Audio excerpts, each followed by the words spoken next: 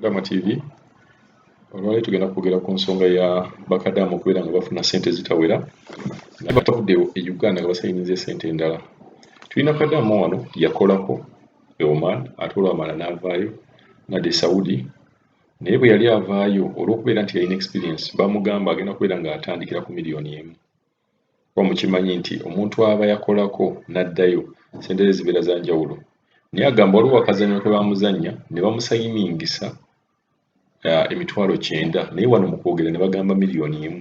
Naye bwe yali asayininga teyeetegereza, agenda okitegeera ng'amaze okutuuka eri ng'endagaano olwedde bataddeko emitwalo 9, wabula ng'ate wano balaga nti bo bafuna ki? Alina okufuna miliyoni emu. Naye nga ono si ye muwala wekka eyakatubulira ekizibu kino. Mbasaba buli mubeera musayininga contract ne bw'obeera tomanya luzungu, gendako n'omuntu asobola okuvvuunulira buli kintu kyonna ekiri mu contract. Kuba tugenze okulaba nga omuntu kasita omala kusayininga bw'oti ne bw'osayininga musaala bw'osi onaga asayininga wano omusaala n'osayiningawo n'alema ogukuwa olwedde gwe oba omaze okusayininga nti okoze eki? Ogufunye.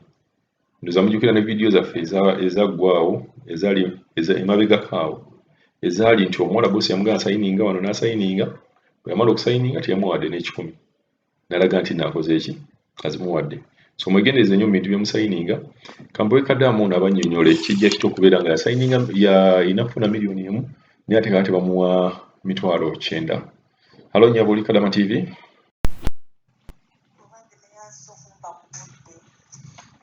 Batugamba bwe tuba tuli ku kampuni ezituleeta bw'oba wakolako ng'olina ensi gye wali okozeeko n'omalako contract yo, kati bw'oba odda mu nsi endala okukola ffe abaakolako tuba tulina okufuna akakadde kamu era bwe kiri. Kati e Uganda contract gye nasayininga nze nagenda okitegeera nga amaze okusayininga ng'eriko emitwalo 9. Kati bwe nasangako 9 ne mbabuuza aba ofiisi yennyini ne baŋŋamba mbu tujja kisolovinga bakuwenga akakadde.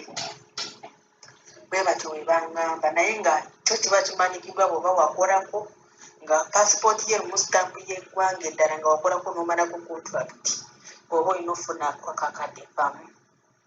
Bw'oba tokolangako oba olina ofuna emitwalo 9. Kati contract gye nali nsayinize ng'eriko emitwalo 9, kati kwe kubuuza aba ofiisi bennyini abansayiningisa contract ko bo ne baŋŋamba mbu bajja kisolovinga. Kati okutuuka eno natuuka ku ofiisi eno kwe twatuukira era ekyannyambye ne Saudi nga waliwo omukyalo Munnayuganda ne mbimubuuza n'aŋŋamba aba ofiisi be bakola ensobi. Abawarabu bantu bazibu okubakola ki? Okubannyonnyola.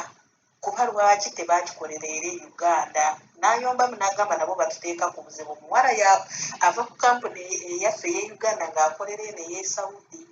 N'agamba kanjogere ne bakama bange endabe. N'ayogera nabo. Olwayogera nabo ne bamugamba boosi wange omusajja. Bwe bamugamba n'agamba tewali buzibu. Tujja kulaba. Yabagamba ajja kulaba. Kati yabagamba nti ajja kulaba ne tujja. N'omuwala naziramu n'angamba boosi wagambye ajja kulaba enkolayo. Ntuuka nze nkola bulungi tewali na kimu kye bakomplaininga nti kino nkikola bubi nedda. Omusaala gutuuka ng'omusajja asimba emitwalo 9 ng'amugamba boosi. Ku ofiisi bakugamba alina ofuna akakadde kamu. Ye mwennyini n'agamba contract eriko ssente mmeka nga bw'obamanyi. Engamba ebyokukayana nabo. Kati bwe nayogera n'aba ofiisi ne baŋŋamba mugambe anzize ku ofiisi. Ate korona we yali ejjidde nga ofiisi nzigale. Bwe naddamu ne njogera n'omukyalo yennyini akola ku ofiisi y'e Saudi, yagamba nkole emirimu egimu ngiteeke wabbalizi. Seemalaayo okukola buli kimu. Kitegeera.